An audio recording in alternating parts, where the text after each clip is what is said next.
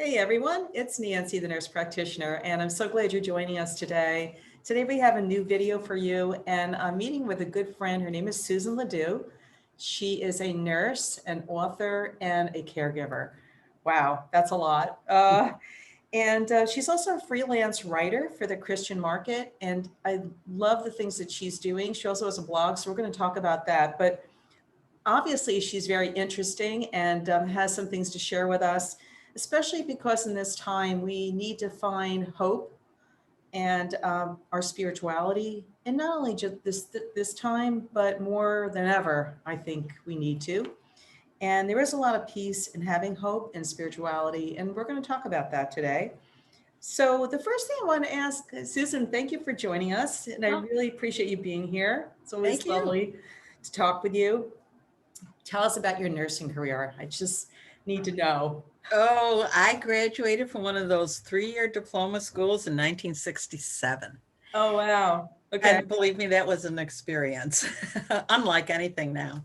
But I did mostly hospital nursing, and I did a little teaching for Hispanic nurses' aides over in another hospital.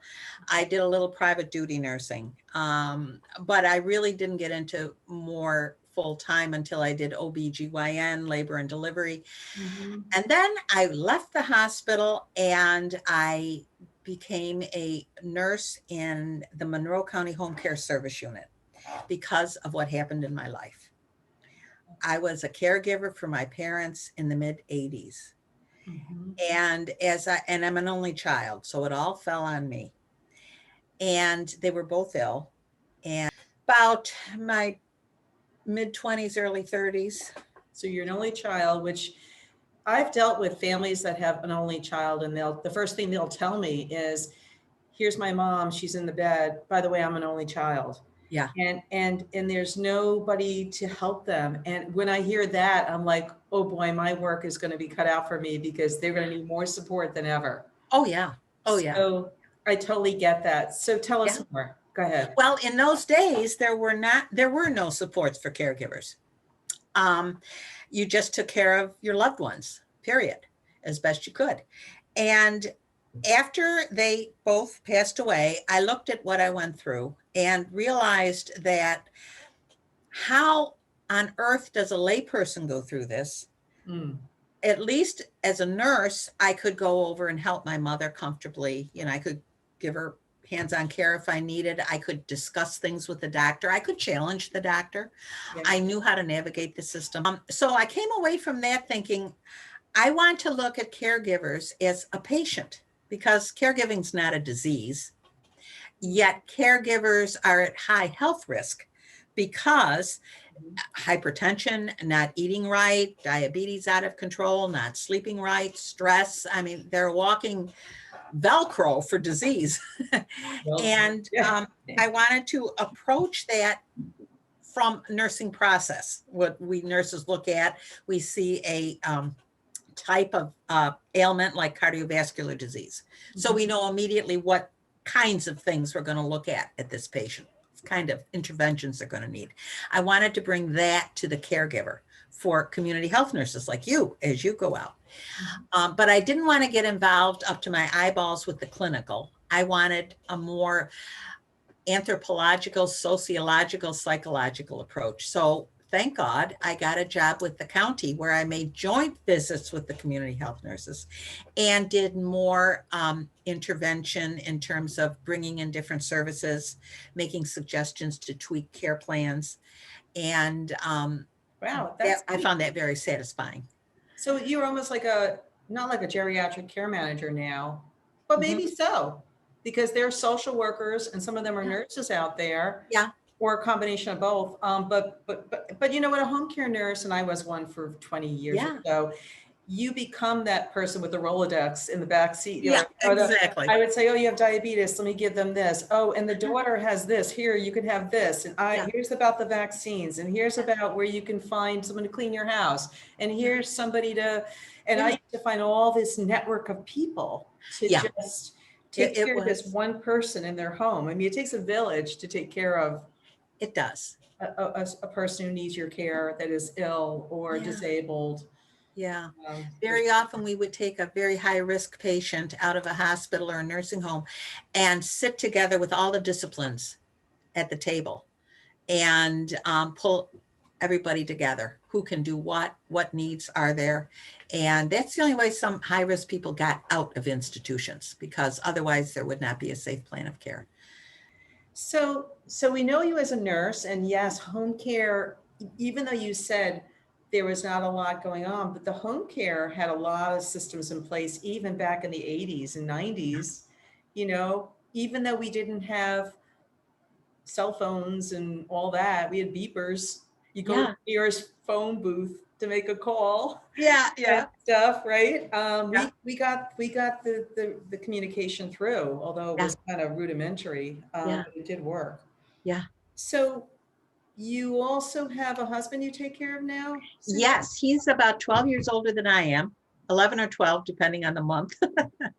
And he had rheumatoid arthritis as a young child, and actually was homeschooled and only went to high school. And the high school he went to way back in the 50s actually had a physical therapy department. Wow. And yeah, but anyway, he went through, he graduated, got scholarships to the University of Rochester, uh, majored in chemistry, and worked as a CSI for 40 years. Always walked with a cane, always had pain, but now it's just, he's 85 and he's wear and tear and a lot of pain. He also has a lot of other diseases at the same time, so he's very medically complex. And it takes a lot.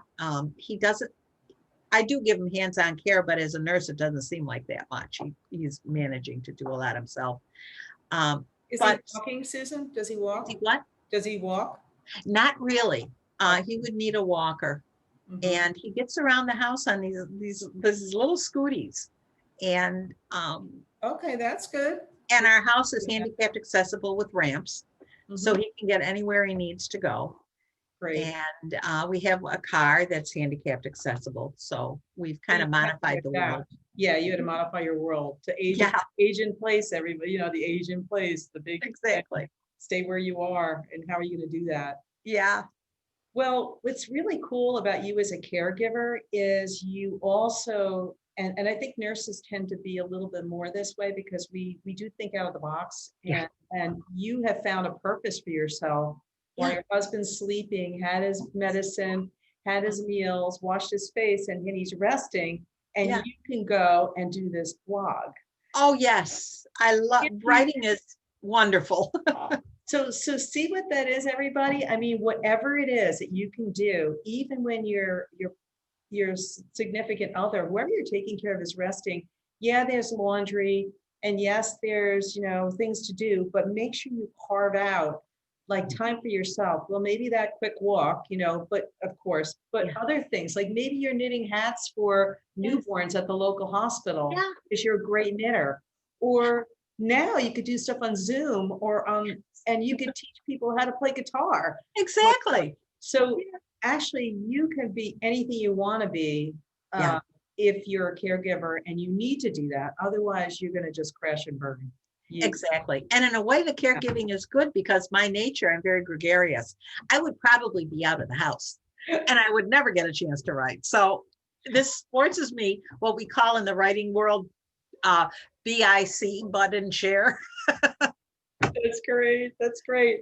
But we need to talk about something that's really important here because it brought you to the passion of the blog. But Yeah. you mentioned about caregiving. Talk to us more about your feeling about the caregiving part. And I know how you were going to bring up the Beatitudes and some other issues there that Yeah. or things you'd like to discuss.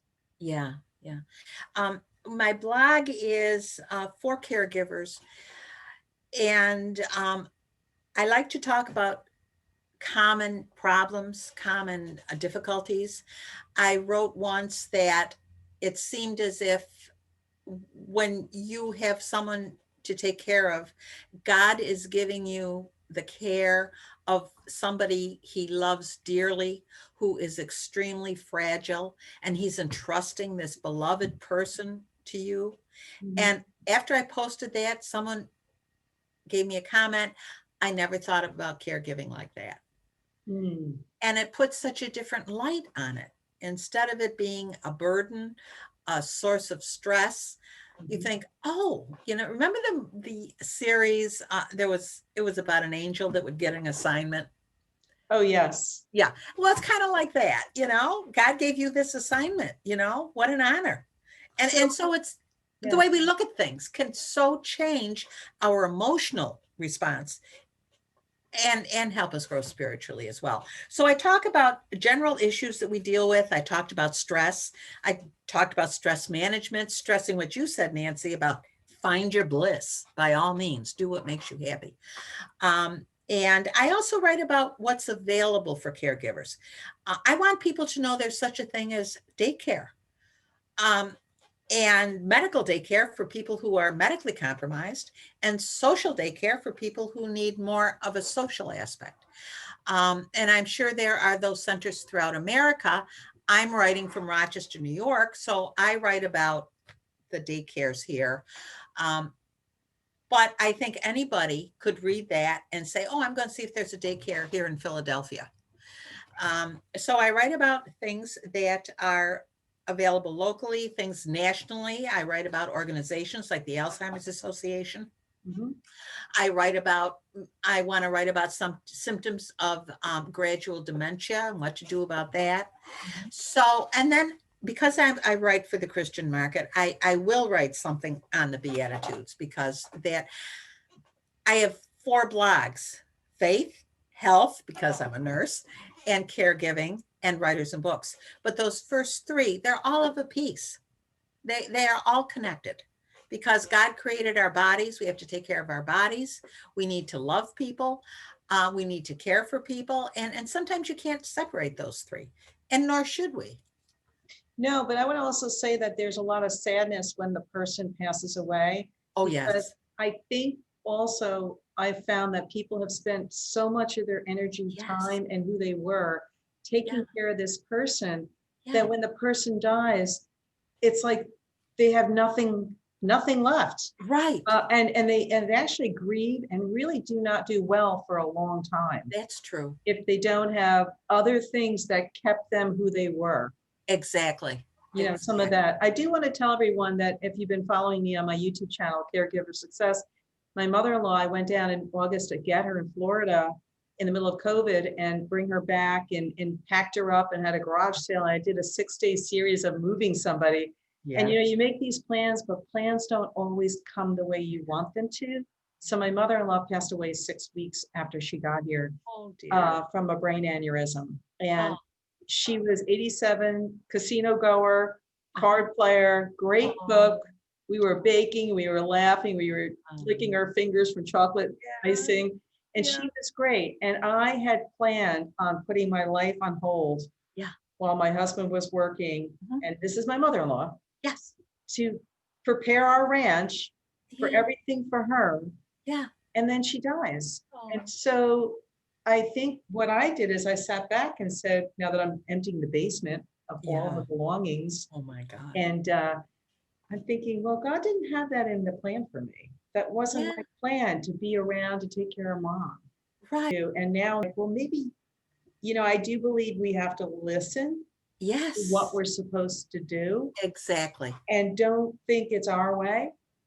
And if Yeah. you listen, Yeah.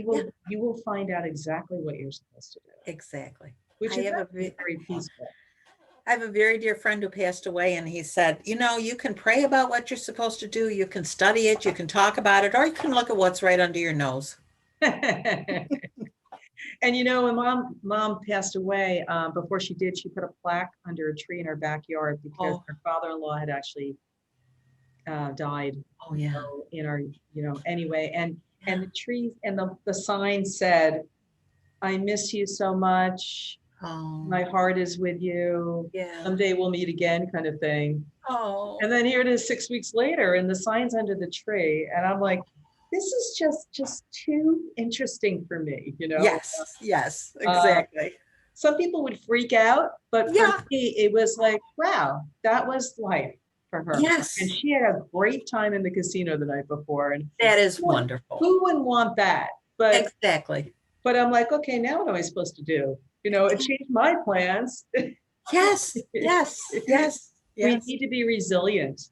We do. We really do. We really do. So we're going to definitely talk to Susan on her blog. She's going to give us places to go to actually, well, first she has a website, www.susanledou, which is LEDOUX, everybody, LEDOUX.com. And you can actually, I'll be putting that on my Caregiver Success page for you so that Great. you'll know how to reach her. But she Good. also wrote up this really beautiful 2-page information all about Beatitudes. Yeah. And for those of you who, you all kind of know Beatitudes, even if you're not Christian, blessed are the poor in spirit, for theirs is the kingdom of heaven. There are 7 Beatitudes. I believe so. Yeah, and so blessed are they who mourn, for they shall be comforted. This is so important for the caregiver. Yeah. And blessed are the meek, for they shall inherit the earth. Yeah. So this is for you to download, and I'll put it on my facebook.com caregiver success page. And you can actually read it every day or give yourself some inspiration, right, Susan? Yeah, I found I was just the first 3 Beatitudes, and they struck me as speaking to caregivers. Hmm. And right where I was at, and I thought, I'm not the only one like this. So I wanted to share, the little bit of insight I did get. And It's great. yeah, that So how do we reach you on your blogs? Do you want to? if you go to my blog, you will see along the top contact. So So just where do we go? You go to that that you go to website. www.susanledoux.com. My 4 blog streams are there. So you Got it. just click on the caregiving one or any other one you want to click on. But when you get to my webpage, you will see the 4 listings, and then you will see contact. So just click on contact and it'll go to my email.